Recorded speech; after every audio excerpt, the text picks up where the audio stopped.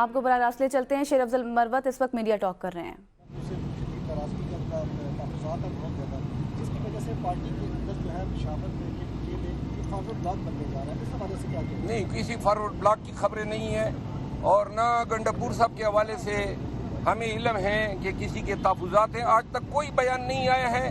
یہ ساری خبریں جو ہیں یہ مفروضوں کی بنیاد پہ ہیں، اور انہی کو جواز بنا کے پی ٹی آئی میں انتشار پیدا کرنے کی کوشش کی جاتی ہے۔ اچھا، یہ ایک بات عام ہے کہ آپ کے جتنے بھی لوگ خان صاحب سے ملنے آتے ہیں اڈیالہ جیل میں، وہ خان صاحب کو الگ الگ بریف کرتے ہیں، جس کی وجہ سے یہ ساری صورتحال پیدا ہوتی ہے۔ ہر ایک اپنی عقل کے مطابق، اپنی نیت کے مطابق، اپنے سمجھ کے مطابق بات کرتا ہے، لیکن یہ ہے کہ اب تو ساری چیزیں سٹریم لائن ہیں۔ پارٹی کی ایشوز پہ کس نے بات کرنی ہے، انڈیویجول یا لیگل ایشوز پہ کس نے بات کرنی ہے، وہ اب چیزیں ابھی بھی ہم ساری اکٹھے بیٹھے تھے، اکٹھے میٹنگ ہوئی اور اکٹھے ہی ہم اٹھائے۔ اچھا، کل سے پی ٹی آئی احتجاج کا سلسلہ شروع کر دیا ہے۔ بانی پی ٹی آئی نے بھی کہا کہ ہم کل سے شروع کریں۔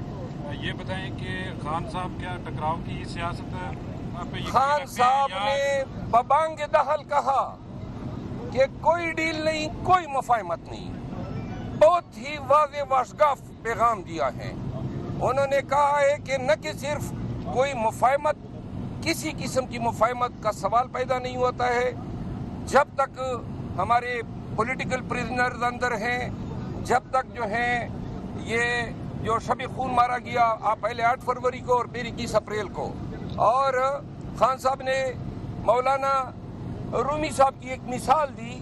انہوں نے کہا کہ یہ پہلے بھی میں یہ بات کر چکا ہوں کہ اللہ تعالیٰ نے پر دیے ہوتے پرواز کے لیے، تو قوم کو بتا دیں کہ غلامی یہ سوچتے ہیں کہ چونٹیوں کی طرح زمین پہ رہیں گے، تو لہذا قوم کو ضرورت ہے کہ اپنی پرواز کے لیے اڑان بھرے۔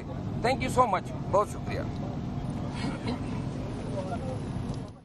راولپنڈی میں رہنما پی ٹی آئی شیر افضل مروت میڈیا سے گفتگو کر رہے تھے۔ انہوں نے کہا کہ بانی پی ٹی آئی نے واضح اور کیٹیگوریکلی یہ بات واضح کر دی ہے کہ کسی قسم کی بھی کوئی مفاہمت نہیں ہوگی اور کوئی فارورڈ بلاک نہیں ہے۔